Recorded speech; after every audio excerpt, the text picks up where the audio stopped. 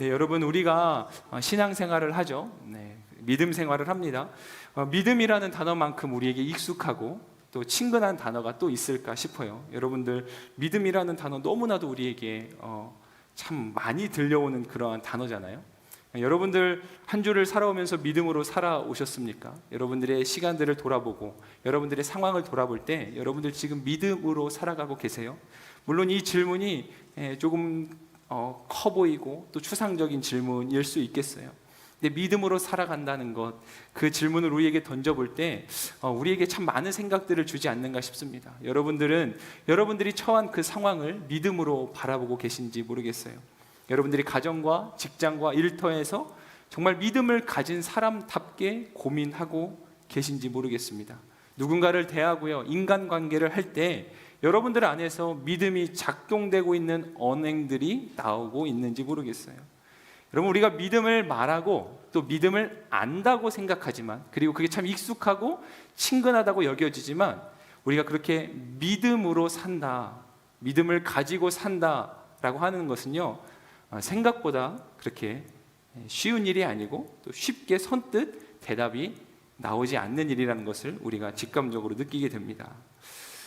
여러분들은 믿음이 있는 분들이기 때문에 이 시간 함께 예배하고 있는 거라고 생각을 해요. 영상으로 예배 드리는 분들도 마찬가지고, 특별히 이 시간 이 자리에 함께 오신 여러분들 모두가 다 믿음이 있으니까 이 시간에 예배를 드리고 또 하나님의 이름을 부르짖고 찾는 것 아니겠습니까?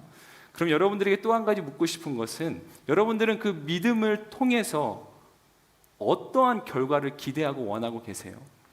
물론 어떤 분들은 저는 별로 기대하고 얻고자 하는 거 없는데요, 그냥 믿는 것 뿐이에요, 이렇게 그냥 심플하게 대답할 수도 있겠지만, 믿음이 있다는 건 우리가 어떠한 목적이 있다는 것일 테고 또 우리가 원하고 바라는 결과가 있다라고도 생각해 볼 수 있겠는데, 여러분들은 믿음을 통해서 무엇을 얻고자 하고 또 어떠한 기대와 어떠한 목적을 가지고 계신지 모르겠어요.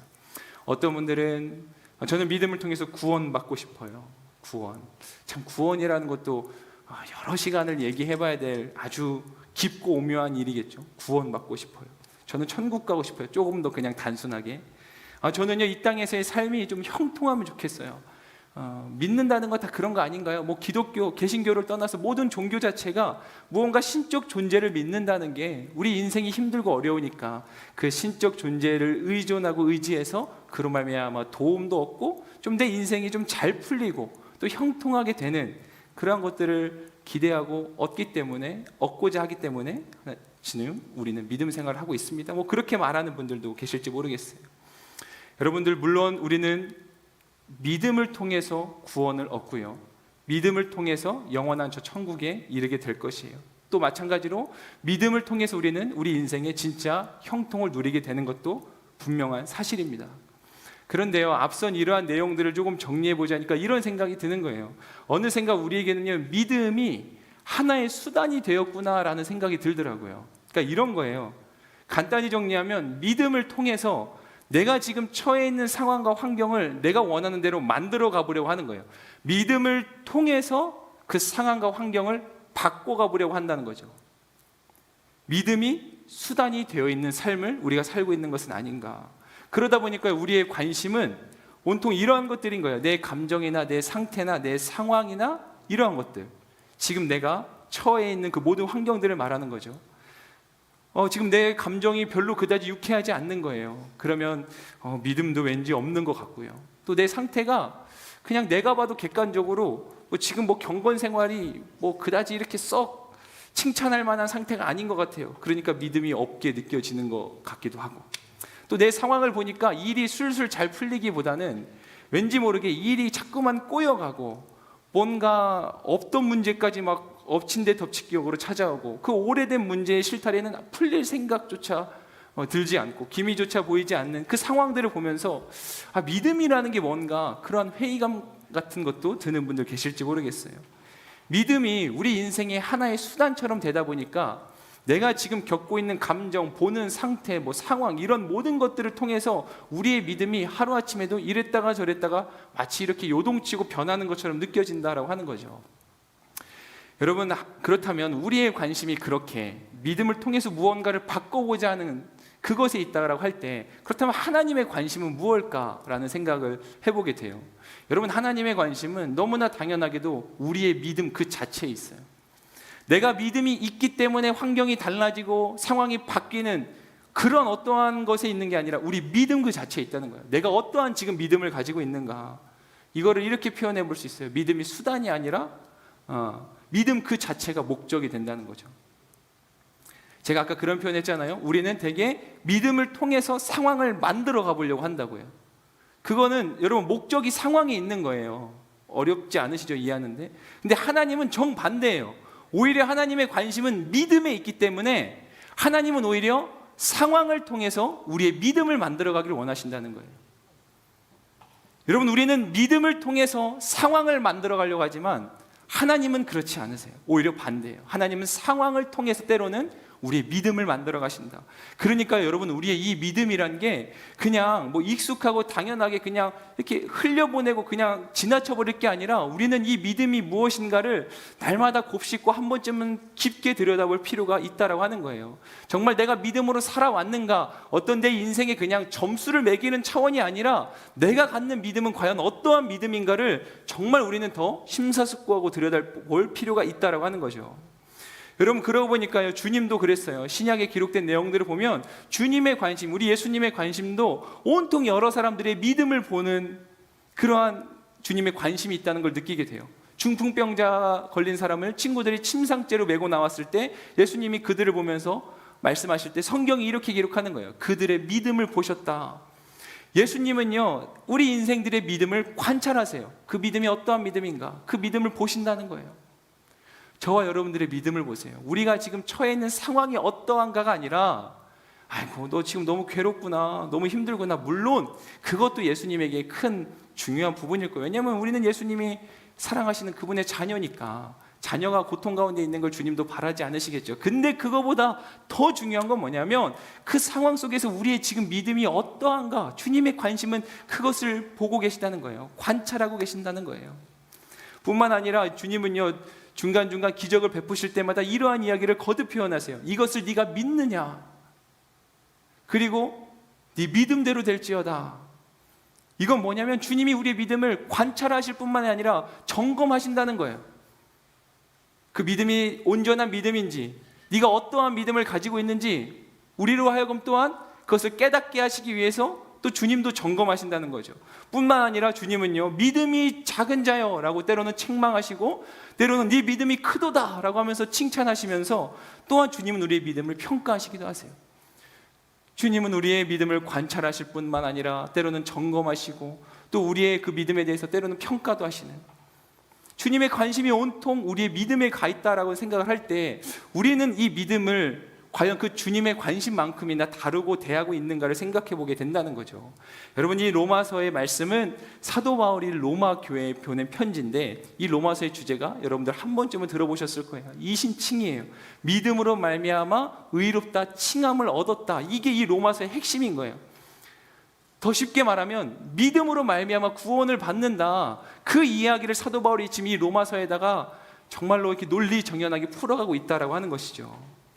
여러분, 바울은 특별히 믿음을 말하고 그 믿음을 강조하기 위해서 이 오늘 본문 말씀에서 이 로마서 4장에서 아브라함의 사례를 들어서 이야기를 펼쳐가고 있어요.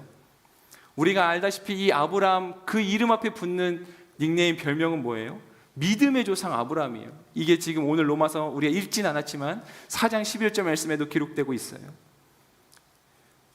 믿음의 조상인 아브라함, 그 아브라함의 믿음, 그의 상황 속에서 보여줬던 그의 믿음을 통해서 사도 바울은 구원받는 믿음을 지금 로마 교회에 전하고 또 나아가서 이 시대에 우리 크리스천들에게 그 구원받는 믿음에 대해서 이야기하기 위해서 이 아브라함의 믿음의 사례를 들어서 이야기하고 있다라고 하는 것이죠. 우리 오늘 본문 말씀 4장 3절 말씀 다시 한번 더 읽겠습니다. 3절입니다. 시작. 성경은 무엇이라고 말합니까? 아브라함이 하나님을 믿으니 이것이 그에게 의로 여겨졌다라고 합니다. 아멘.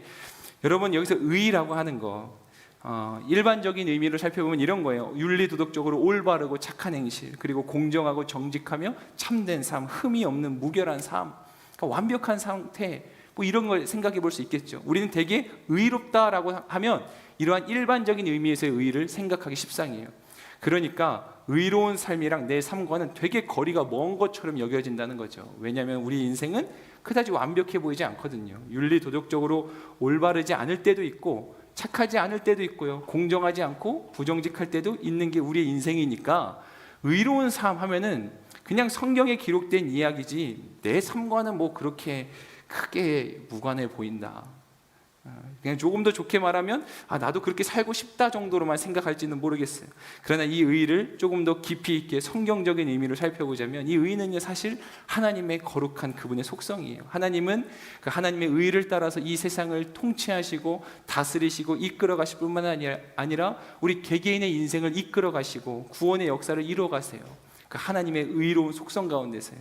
그래서 하나님은요 이 의의를 우리 인간에게도 요구하시거든요. 근데 이 하나님이 우리에게 요구하시는 의의는 아까 앞서 말했던 그런 어떤 도덕적인 우리의 행실과도 연결된 부분도 있겠지만 그러나 이것은 보다 믿음과 더 직결되어 있는 부분이에요. 사실 절대적인 의미에서는요 우리 누구도 의로울 수가 없는 상태인 거나 마찬가지죠. 의롭지 못하죠. 왜냐하면 우리는 죄로 인해서 타락했고 부패했고 우리 안에는 그 메꿀 수 없는 갭이 있기 때문에 우리는 사실 절대적인 의미에서 보면 우리는 의롭다고 그렇게 여겨질 수 없는 사람들인 거예요. 그래서 성경에 보면 예수 그리스도만이 이 하나님의 의를 이루신 유일한 분이다. 그래서 우리도 그 예수님을 믿는 믿음 안에서 그분의 어떠한 삶과 사역과 또 십자가와 부활과 어떠한 이런 예수님의 가르침, 그분의 일생을 믿는 그 믿음 안에서 우리도 의롭다고 여겨진다라는 거예요. 이거 무슨 말이냐면 실상은 의롭지 않은데 그렇게 하나님이 예수님을 믿는 우리의 믿음을 보면서 우리를 의롭다고 인정해 준다라고 하는 거죠. 이게 신학적인 용어로 칭이라는 거예요. 의롭다, 칭해 준다. 여러분 이것은요 절대적인 하나님의 은혜예요. 우리는 지금 우리가 어떠한 상태에 있든지 간에 우리가 스스로가 느낄 때 부족하고 완벽하지 못하고 막 오늘도 넘어지는 것 같고 내 삶이 막 뭔가 이렇게 막 먹구름 가득한 것 같아도 내가 그리스도를 믿는 믿음을 확고하게 붙들고 있는 한 하나님이 인정하시는 인생이라고 한다는 말입니다. 여러분 실제로 흠이 없고 완전 무결한 상태가 아니고요. 비록 흠이 있을지라도 하나님은 우리를 바라보면서 흠이 없는 것으로 그렇게 인정하시겠다 말씀하시는 거예요. 그래서 여겨졌다 이게 수동태로 쓰이고 있는 거예요. 우리의 어떠한 노력과 의지와 공로는 들어갈 여지가 없어요. 우리가 의롭게 되는 건 나의 행동, 그러니까 이렇게 생각해 볼 수 있는 거예요. 내가 아무리 성경을 많이 읽든 아니면 내가 너무 바빠서 성경을 조금밖에 못 읽었든 내가 정말 이를 악물고 매일과 같이 새벽 기도를 했든 뭐 새벽 기도를 조금 덜 했든 거기로부터 누구는 더 의로운 점수를 많이 받고 덜 받고 이런 차원이 아니라 사실 우리 측면에서 보면 우리의 어떠한 것을 통해서도 우리는 그 점수를 획득할 수 있는 자격과 조건이 하나도 안 된다는 거예요. 이 말씀을 왜 계속 강조하냐면 여러분들 스스로를 바라볼 때 내가 가진 믿음이나 하나님 안에 살아가는 내 모습을 너무 필요 이상으로 막 폄하하고 깎아내리고 자신의 어떠한 영적인 자존감을 스스로가 막 더 이렇게 무너뜨리지 않기를 바라는 마음에서 그러는 거예요. 애초부터 모든 가능성은 다 하나님께로부터 있는 거예요. 그러니까 내가 내 인생을 보면서 함부로 평가하고 판단하고 내 믿음을 보면서 이건 아닌 것 같은데 라고 생각하는 것 자체가 사실은 교만일 수 있다는 거예요. 여러분 성경에서 강조하고 말하는 일을 더 쉽게 얘기하자면 하나님과의 관계예요. 관계. 우리는 과연 하나님과의 관계를 얼마나 잘 이렇게 유지하며 살아가고 있는가. 여러분 우리는 누구라도 하나님 앞에서 불완전한 존재죠. 예수 그리스도 은혜 없이는 우리는 결코 하나님의 인정을 받을 수 없는 사람들이라는 거예요. 우리가 오늘도 하나님 앞에 설 수 있고 이렇게 예배할 수 있는 이유 단 하나의 이유는 바로 예수 그리스도의 은혜 때문이에요. 십자가 은혜 때문에. 그래서 여러분 믿음이라는 건 뭐냐면 아까도 앞서서 제가 짧게 이야기했지만 그리스도의 은혜에 대한 우리의 마땅한 반응이 바로 믿음이에요. 그리스도의 은혜다. 이걸 조금 더 풀어 말하면 그분의 십자가 그리고 그분의 부활 그리고 우리를 위해서 이 땅에 다시 오시겠다 약속하신 그 재림의 약속. 그래서 그분은 우리의 구세주가 되신다. 이것에 대한 마땅한 반응 그게 우리의 믿음이다. 또한 믿음은요 우리를 그렇게 그리스도 안에서 의롭다고 인정하시는 하나님을 우리도 또한 인정하고 신뢰하는 게 믿음이에요. 마지막으로 그렇게 그리스도의 은혜와 또 하나님의 인정 가운데서 지금도 여전히 그 구원의 역사를 이뤄가고 계시는 보혜사 성령에 대한 신뢰. 그래서 믿음은요, 성부, 성자, 성령 이 삼위일체 하나님의 일하심과 역사하심과 존재와 그 모든 것들을 우리도 똑같이 인정하고 신뢰하는 걸 말하는 거예요. 그러니까 믿음은 어떤 막 주술단지 뭐 이런 게 아니고 하나님 그분을 진짜 하나님 되게 온전히 믿는 거예요. 우리 하나님은 삼위일체 하나님, 성부와 성자와 성령. 그래서 하나님과 예수님과 성령님은 한 분이시면서 동시에 세 위격을 가지고 계신 분이다.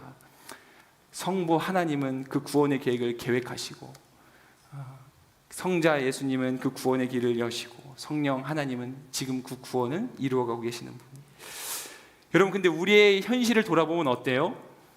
그렇게 성부, 성자, 성령, 우리 살아계신 하나님에 대한 이 마땅한 인정과 신뢰가 우리의 믿음이라고 이야기를 했는데, 그 마땅한 반응과 신뢰를 상실한 채로 살아가고 있는 모습들이 우리 안에 적지 않이 있다는 거예요. 그러다 보니까 낙심하고 절망하고 원망하고 불평하고 때로는 끝모를 타락의 길로 오늘도 그렇게 다른박질하고 있다는 거죠.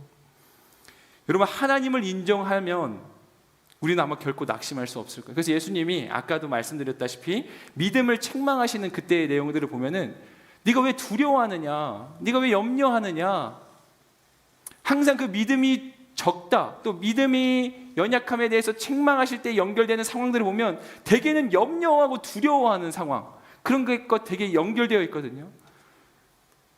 하나님을 신뢰하고 하나님을 인정하지 못하니까 그분의 살아계심과 그분의 어떠함을, 그분의 하나님의 하나님 되심을 우리가 인정하지 못하니까 자연스럽게 우리의 마음에는, 삶에는 불안이 찾아오고 낙심이 찾아오는 거예요. 절망이 찾아오는 거예요.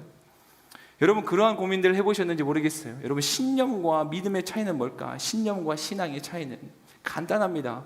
신념은 우리 스스로가 만들어내는 거고 여전히 그 기준과 모든 가능성이 내게 있는 거고, 신앙은 아까 앞서 말했던 나에겐 어떠한 가능성도 없는 거예요. 오로지 다 예수 그리스도 그분으로 말미암아 주어지는 거예요. 그래서 어떤 목사님의 말씀처럼 신념은 이 땅에서 생겨나는 거라면 신앙은 하늘로부터 오는 거다.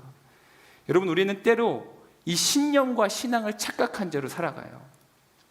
나 하나님 믿어요. 그 믿으면 잘 될 거예요. 기도하면 잘 돼요. 이게 믿음일 수 있겠지만 때로는 이게 우리의 신념이 돼서 그릇된 우리의 방향을 만들어내고 조장할 수도 있다라고 하는 거죠.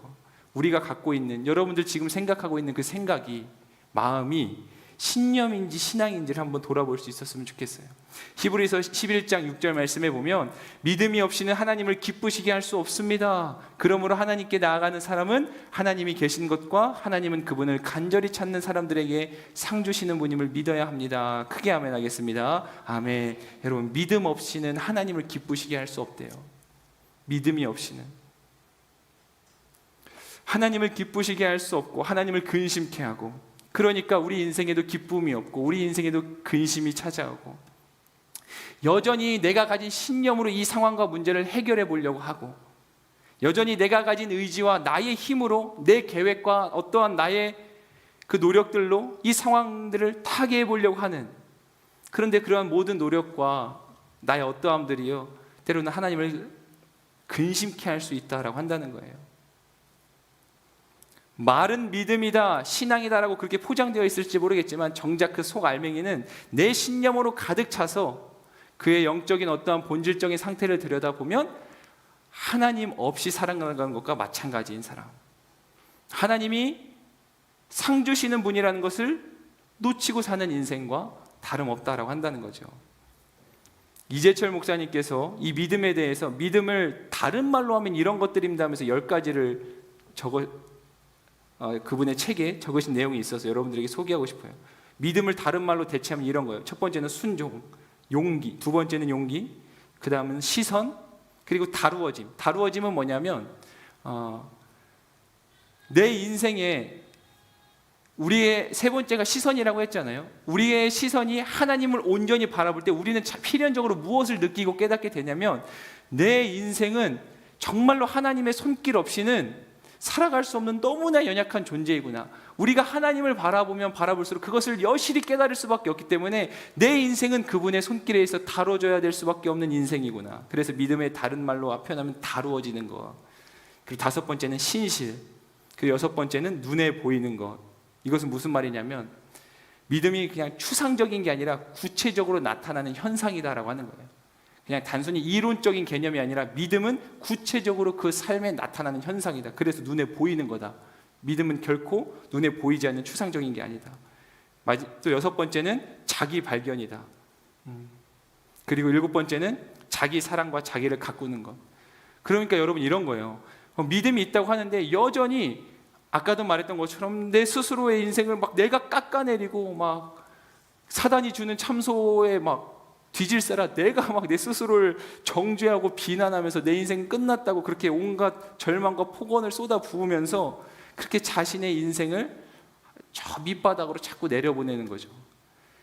근데 우리가 앞서 말했듯이 정말 그리스도 안에 온전한 믿음은 모든 게 다 하나님으로 인합니다. 그리스도의 은혜로 인합니다. 이걸 깨닫기 때문에 자신이 얼마나 귀한 존재인지, 우리가 왜 흔히 어렸을 때 교회 학교 다니면 그런 얘기 하잖아요. 나는 예수님 짤이다. 그만큼 귀한 사람이다.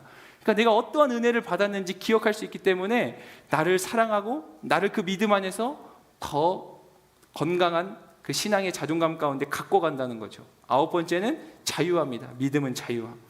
마지막 열 번째는 믿음은 그리스도를 닮아가는 삶이다. 믿음을 조금 더 구체적으로 표현한 이 10가지의 대체어들을 보면서 참 많이 와닿았어요. 여러분, 우리는요 믿음에 대한 많은 착각들을 하면서 살아갑니다. 믿음에 대한 이 믿음이란 게 아까도 말했지만 사실은 이 목사님의 말씀처럼 구체적인 현상으로 드러나기 마련인데 우리는 되게 이 믿음을 개념으로 생각한단 말이죠. 그러다 보니까 믿음은 눈에 보이지 않는 거야. 그러다 보니까 믿음을 알고 있는 것으로 우리는 지금 믿음대로 살고 있다라고 그렇게 착각할 수 있다는 거예요. 그런데 그 목사님의 말씀을 빌어서 표현해 보자면 믿음이라는 건 눈에 보이지 않을 수 있어도요 그 믿음을 통한 그의 삶에 나타나는 언행을 통해서 그의 삶을 통해서 그의 믿음이 드러난다라고 하는 것이죠. 그래서 야고보서 2장 말씀에 보면 행함이 없는 믿음은 죽은 믿음이다라고 그렇게 고백하고 있지 않아요? 우리 어렸을 때 과학 시간에 보면 리트머스 종이 있잖아요. 산성 이걸 이렇게 구분해내는 종이. 마치 여러분 우리의 믿음도요 그렇게 고난과 역경 앞에 때로는 상황과 환경 앞에서 그것이 우리 인생의 믿음의 리트머스 종이가 돼가지고 우리가 믿음이 있는가 없는가를 보여주는 그런 또 다른 하나의 매개체가 된다라고 하는 거죠. 오늘 본문 말씀에서 보게 되는 우리 아브라함의 믿음의 특징을 몇 가지를 한번 살펴보려고 해요. 우리 18절 말씀을 다시 한번 같이 읽겠습니다. 18절입니다. 네, 시작. 아브라함은 소망이 없는 가운데에서도 소망을 갖고 믿었습니다. 이는 내 후손이 이와 같은 것이다 라고 하신 말씀대로 많은 민족의 조상이 되게 하기 위한 것이었습니다. 아멘. 여러분 첫 번째 아브라함의 이 믿음의 특징은 뭐냐면 그는 포기하지 않고 소망을 놓지 않았다는 거예요. 28절 말씀에 보면 소망이 없는 가운데서 소망을 갖고 믿었다. 이게 개역개정에는 바랄 수 없는 중에 바란 믿음이라고 했잖아요. 여러분들의 상황은 어떠세요? 여러분들 여전히 어떠한 소망이 있다면 너무 감사하고 또 기쁜 일이고 다행일 거예요. 근데 어떤 분들의 인생은 진짜 소망을 찾을 수 없는 너무나 깊은 절망 가운데 있는 인생들도 있지 않을까 싶어요. 믿음이란 게 뭐냐면 아무리 그렇게 소망이 없는 상황 중에도 소망을 여전히 지니고 있고 붙드는 거. 우리가 올 한 해 소망의 복음을 굳게 잡읍시다. 그 인사를 매주마다 서로가 나누고 있는데 어떠한 상황 속에서도 모든 것이 다 끊어진 것 같아도 내가 그리스도 안에서 그 하나님이 주시는 그 소망을 잃지 않는 것, 붙드는 것. 이게 아브라함의 믿음이었고 지금 사도 바울은 그 믿음을 우리에게 소개하면서 오늘 말씀에 보면 이것은 아브라함에게만 해당되는 이야기가 아니라 사실은 동일하게 그 믿음 안에서 의롭다 여김받을 우리에게도 주어지는 말씀이라는 걸 이 사도 바울도 오늘 말씀 가운데 이야기하고 있잖아요. 그런가 하면 19절 말씀에 보면 아브라함은 100세나 돼 이미 자기 몸이 죽은 것 같고 사라의 태가 죽은 것 같음을 알고도 믿음이 약해지지 않았습니다. 여러분 아브라함이 하나님으로부터 약속의 말씀을 받았어요. 그러면 하나님이 내가 너에게 자녀를 주겠다. 근데 그 약속이 즉각적으로 이루어진 게 아니라 25년이나 시간이 걸렸다는 거예요. 어느새 100세가 됐어요. 80 무렵만 됐을 때도 그것도 참 불가능해 보이는데 그래도 그 일말의 소망이라도 이제 있었다고 친다면 이미 100세가 돼서 말씀이 기록하는 것처럼 아브라함 스스로도 자기 몸이 이미 죽은 것 같다. 내 아내의 몸도 마찬가지다. 완전한 절망이라는 거예요. 근데 여전히 거기서도 말씀이 기록하기를 아브라함은 믿음이 약해지지 않았대요. 여러분, 아브라함은 상황과 환경 속에서 가능성을 따진 게 아니에요. 지금 내가 육신의 몸이 100세니까 이 가능성이 얼마 안 되겠구나. 내가 조금 더 젊었으면 가능성이 그나마 높았을 텐데, 뭐 이런 식으로 상황과 환경 속에서 가능성을 계산하고 따지고 있는 게 아니었다라고 하는 거죠. 믿음은 무엇인가? 가능성을 따지지 않는 거다. 그런가 하면 NIV 성경에 보면 이 지금 믿음이 약해지지 않았다라고 하는 이 표현에 대해서 그가 이러한 사실을 직면했다라고 표현해요. 그러니까 상황을 외면하지 않고 그 상황을 그냥 나도 모르겠어, 될 대로 되라지, 이렇게 그냥 나몰라라 하지 않았다는 거예요.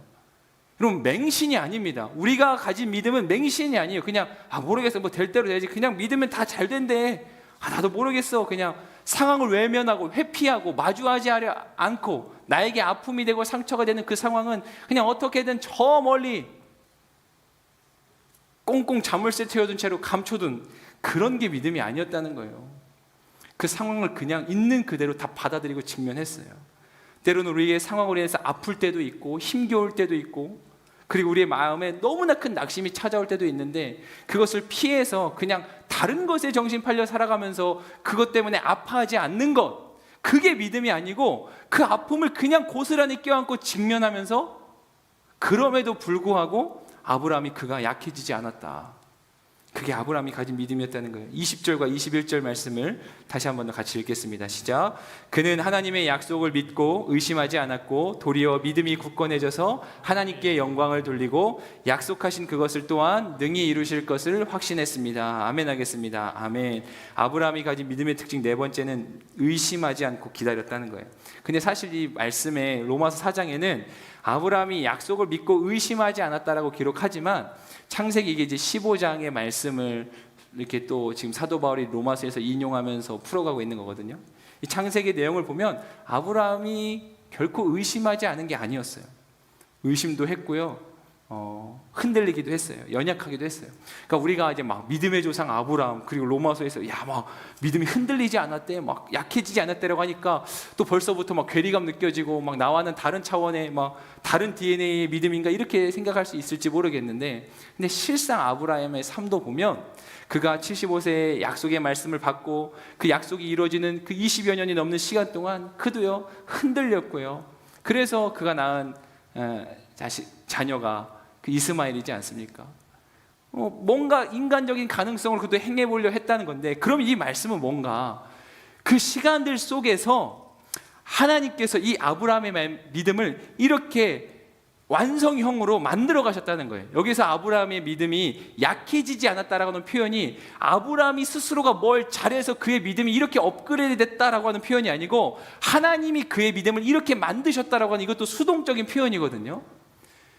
여러분, 제가 앞서도 계속 말씀드리는 건 우리가 가진 믿음조차도 어떠한 것도 내 의지와 나로 인함이 아니라 전적으로 하나님께로부터 주어진다는 거예요.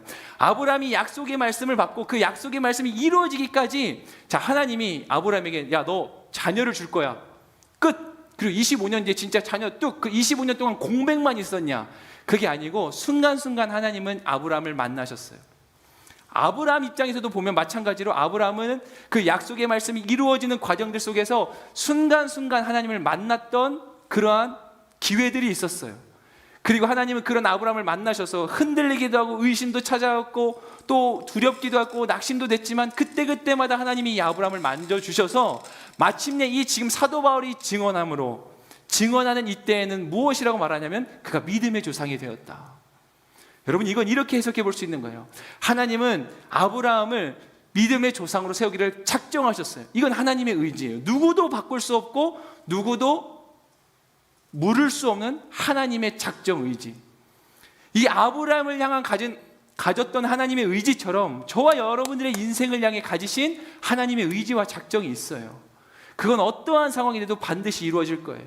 지금 우리가 흔들리고 연약하고 때로는 넘어지고 타협하는 것 같을지라도 하나님은 우리를 그렇게 믿음을 만들어 가시고 만져 가실 거예요. 아까 처음에 말씀드렸죠. 상황을 통해서 우리의 믿음을 만들어 가신다고요. 근데 그때 중요한 게 뭐냐면 우리가 하나님을 순간순간 만나는 일이 필요하다는 거예요. 여러분, 믿음이 없다고 내 지금 상황을 통해서 내가 원하는 결과가 이루어지지 않아서 그냥 절망하고 낙심만 하고 있는 게 아니라 내 믿음이 비록 흔들릴지라도 마침내 하나님이 기뻐하시는 그 믿음의 순간까지 이르도록 우리에게는 순간순간 하나님을 만나는 일이 필요하다. 그리고 사실 이 말씀에 있어서 가장 핵심은 이건데, 아브라함의 믿음은 약속의 말씀을 확신한 믿음이었다. 여러분, 약속의 말씀을 확신한, 약속의 말씀이 있는 사람은 그 믿음이 이 아브라함과 같이 마침내 하나님이 기뻐하시는 그 믿음의 상황으로 세워져 간다는 거예요. 여러분들 약속의 말씀이 있는지 모르겠어요. 여러분들의 인생을 향한 약속의 말씀, 사람마다 다 다를 거예요. 상황마다 다 달라요. 틀려요. 어떤 사람에게 주신 약속의 말씀, 그 특별한 상황 속에서 주신 약속의 말씀이 각자 저마다가 있으시기를 축복하고 있어야만 합니다. 왜 믿음이 없어서 흔들리고, 왜 믿음이 연약해지고 넘어지고 정말로 무너지는 것 같을까? 이 약속의 말씀이 없기 때문 아닐까? 저도 돌이켜보니까요, 어려운 순간들이 분명히 있었는데 그때마다 늘 그 최후의 바리게이트가 되었던 것은 어떤 내 의지, 내가 얼마큼 기도를 했고, 내가 얼마나 대단한 사역을 하고, 내가 얼마나 대단한 그러한 경험들을 해왔는가, 이게 아니고 하나님이 나에게 주셨던 그 약속의 말씀이었다는 거예요. 그게 때로는 기도의 자리였고, 때로는 예배의 자리였고, 때로는 그냥 길을 걷던 중에 하나님께서 나에게 주셨던 말씀들, 그 말씀이 있는 사람이 어떠한 상황에도 무너지지 않고 굳게 서게 된다. 그래서 이 믿음의 삶을 산다는 것에 대한 의미를 이동원 목사님이, 지구촌교회 원로 목사님 이동원 목사님께서 6가지 공식으로 이렇게 얘기했어요. 첫 번째, 하나님이 말씀한다. 두 번째, 우리가 듣는다. 세 번째, 우리가 믿는다. 네 번째, 우리가 확신한다. 다섯 번째, 우리가 행동한다. 여섯 번째, 우리는 그 증거를 받는다. 그리고 여기 마지막에 하나를 더 추가하시긴 했어요, 사실은. 그래서 하나님께 영광을 돌린다. 이게 믿음의 삶을 사는 공식이다. 하나님이 말씀하는 게 언제나 먼저예요. 여러분, 우리 인생의 모든 은혜의 이 순리들은 항상 하나님 편으로부터 시작된다는 걸 꼭 잊지 말으시길 소망합니다. 하나님이 말씀하는 게 필요해요. 그리고 우리는 들어야 돼요.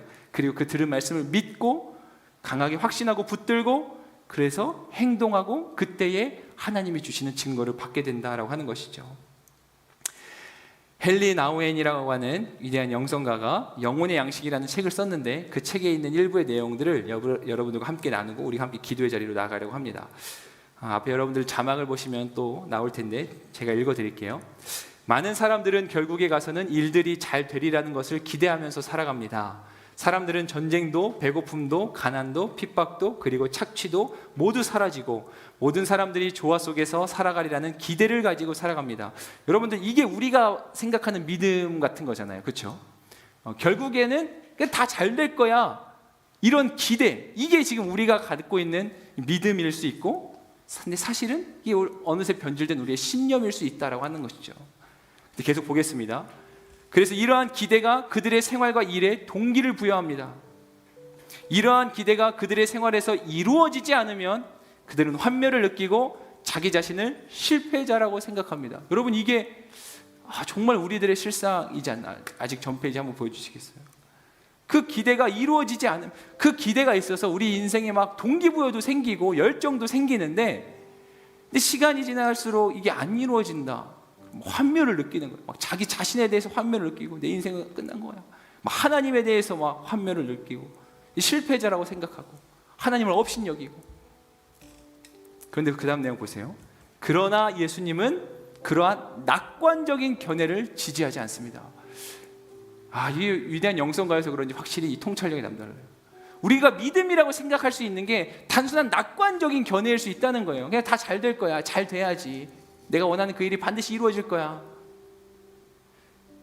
근데 예수님은요, 그런 낙관적인 견해를 지지하지 않으십니다. 예수님은 그가 좋아했던 예루살렘의 파괴를 예언했을 뿐만 아니라 무자비와 폭력, 그리고 싸움으로 가득 찬 세상을 예언했습니다. 예수님의 어떠한 예언과 말씀은 굉장히 비관적이어 보였어요. 예수님에게 있어서는 이 세상에 해피엔딩이라는 존재하지 않았습니다. 예수님이 도전한 거예요. 그래서 뭐냐면 예수님이 우리에게 도전했다. 이거 무슨 말이냐면 예수님이 우리에게 강력히 권면하고 요구하고 가르치고 싶으셨던 것. 그건 뭐냐면 이거예요. 종말이 오기 전에 세상의 모든 문제를 해결하려고 한 게 아니라 어떤 대가를 치르더라도 믿음을 지키려고 한 것이었다. 이게 예수님께서 우리를 향해서 도전하고 계시다는 거예요. 저는 말씀을 준비하면서 이 내용을 보면서 너무 그냥 우리의 믿음에 대해서 딱 정리해주는 그 하나의 글이었다고 생각이 들었어요. 기도를 하는데요, 그런 생각이 드는 거예요.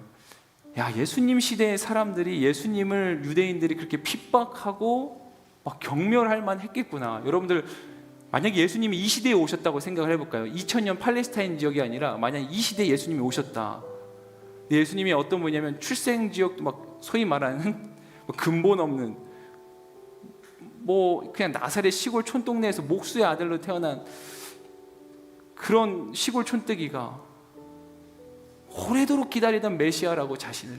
근데 이야기 들으니까 기적도 행하기는 하는데 오랜 시간 그들이 유대 공동체가 쌓아왔던 어떤 신앙의 정통과 자기들의 생각과 가능성을 완전히 무너뜨릴 뿐만 아니라 그것들을 전통이라고 귀하게 여기며 자랑스럽게 여겨온 우리들에 대해서 차디찬 비판의 말들을, 책망을 쏟아내는 예수님을 보면서 저분을 내 인생의 메시아다라고 생각할 수 있는 가능성이 우리에게는 얼마나 됐을 것 같아요? 이 시대에 어떤 사람이 난데없이 나타났어요. 자기가 메시아래요. 근데 믿음을 가지고 살아간 우리에게 네가 갖는 건 믿음이 아니야. 너 그러면 지옥 간다. 이렇게 막 우리를 책망하는 거예요.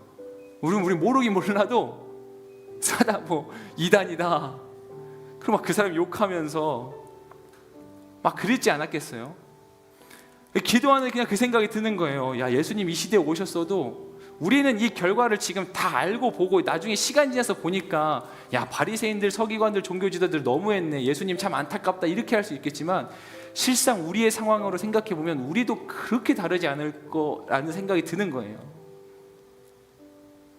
여러분, 예수님을 믿으며 살아간다는 인생이 무엇인지를 여러분들 조금 더 깊이 있고 또 무겁게 한 번쯤은 생각해 보셨으면 좋겠어요. 지금 이 글에 있는 표현 그것처럼 그대로 이 세상의 모든 문제를 해결하기 위한 믿음이 아니라 어떤 대가를 치르더라도 잃지 않고 지키게 하고자 하는 것이 예수님의 가르침이었다는 거예요. 아우구스티누스가 이렇게 말했어요. 믿음은 우리가 보지 못하는 것을 믿는 거래요. 그래서 이 믿음에 대한 보상은 우리가 믿는 것을 보게 되는 거래요. 너무 이것도 통찰력 있는 표현이에요. 믿음은 우리가 보지 못한 걸 믿는 거다. 절망 중에도 믿는 거다. 그래서 이 믿음에 대한 보상은 우리가 믿는 것을 마침내 눈으로 보게 되는 것이다. 여러분, 제가 한 주간 이 말씀을 준비하고 또 기도하면서 믿음이라고 하는 게 사실 우리에게 엄청난 무기인데 과연 저를 비롯해서 여러분들의 인생에서 그 믿음이라는 무기가 얼만큼이나 작동되고 있을까? 사실은 거기로부터 시작된 기도가 오늘 이 말씀을 나눠야겠다라고 하는 그러한 상황으로 저를 이끌어 주셨던 것 같아요. 거기로부터 시작된 거였어요. 여러분들의 인생의 믿음은 얼만큼 작동하고 있나요? 사실 그 앞서서 그럴 만도 했던 게 많은 청년들이 너무 어려우니까, 힘드니까 이 코로나 상황 속에서도 여러분들의 믿음이란 게 어떻게 작동되고 있는 거예요? 취직도 어렵고 결혼도 어렵고 여러 가지 그냥 모든 게 다 더 어려워지고 갈수록 좋아질 기미가 없어 보이고 오래도록 이 문제가 해결되지 않는 그 상황 앞에서 여러분들의 믿음이란 게 어떻게 작동되고 있냐는 거예요.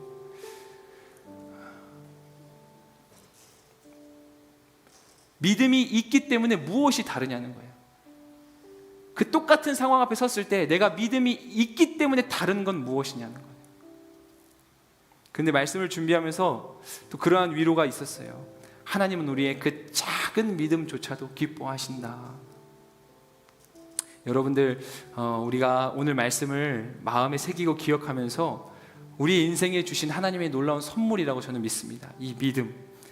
우리가 이 세상을 살아갈 때 여러 가지 나의 계획과 생각과 의지와 노력과 어떠한 나의 바램과 기대들로 그래서 그런 것들로부터 동기부여를 하고 열정을 가지고 살아갈 수 있을지 모르겠지만, 우리가 오늘도 살아갈 수 있는 유일한 근거와 힘은 믿음인 거예요. 여러분들, 오늘도 믿음으로 살아가는 겁니다. 우리가 함께 이 찬양을 드리고 같이 기도의 자리로 나가기를 소망하는데, 믿음에 믿음을 더하여라고 하는 찬양이에요. 여러분들 조금 생소하실 수도 있겠지만, 이 말씀을 붙들고 또 이 찬양을 고백하는 가운데 여러분들 개개인의 심령 가운데 주시는 하나님의 터치와 또 은혜가 있기를 소망합니다. 같이 이 찬양 고백해 보겠습니다. 능하신 내 주님 일하고 계심을 보이지 않아도 들리지 않아도 약속하신 대로 행하고 계시네. 하지만 그리 아니하셔도 있네. 선하신 내 주님 나 사랑하심을 나 바른 그대로 이뤄지지 않아도 기쁘신 뜻대로 예비해 두셨네. 믿음에 믿음을 더하여 주님의 크신 손 붙들리 나들을 고백은 주 사랑합니다.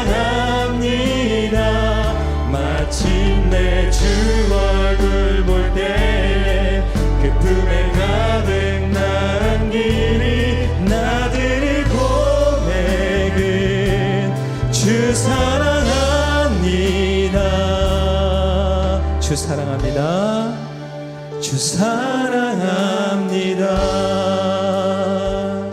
다시 한번 처음부터 고백해 보겠습니다. 어두운 침묵 속에서 또 난 믿네. 능하신 내 주님 일하고 계심을 보이지 않아도 들리지 않아도 약속하신 대로 행하고 계시네. 하지만 그리 아니하셔도 믿네. 선하신 내 주님 나 사랑하심을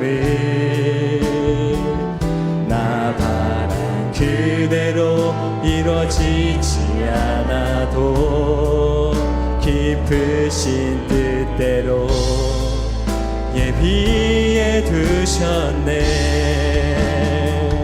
믿음에 믿음을 더하여 주님의 크신 손 붙들리 나들을 고백은 주 사랑합니다. 마침내 주 얼굴 볼 때에 그 품에 가득 남기리 나들을 고백은 우리 한 번 더 믿음에 믿음을 더하여 주님의 크신 손 붙들리 나들을 고백은 주 사랑합니다. 마침내 주 얼굴 볼 때에 그 품에 가득 남기리 나들을 고백은 주 사랑합니다. 주 사랑합니다. 주 사랑합니다. 우리가 이 시간에 기도할 때